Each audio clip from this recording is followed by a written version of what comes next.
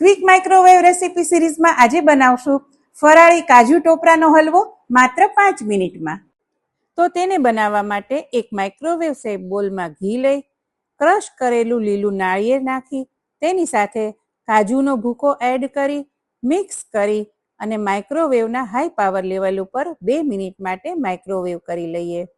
2 minute બાદ બોલને બહાર લઈ તેની અંદર ખાંડ, પાણી, ઇલાયચી પાવડર અને દૂધમાં ઘોળેલું કેસર નાખી સારી રીતે મિક્સ કરી લેશું.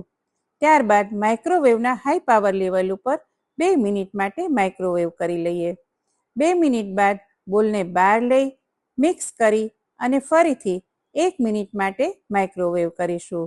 1 મિનિટ થઈ જાય એટલે બોલને બહાર લઈ અને જોઈએ તો બધું જ ઘી સરસ રીતે રિલીઝ થઈ ગયું છે અને કાજુ ટોપરાનો હલવો તૈયાર થઈ ગયો છે. તો સર્વિંગ બોલમાં લઈ ઉપરથી બદામ અને પિસ્તાની કતરણ અને ગુલાબની પાંખડીથી ગાર્નિશ કરીશું. તો તૈયાર છે ફરાળી કાજુ ટોપરાનો હલવો માત્ર 5 મિનિટમાં.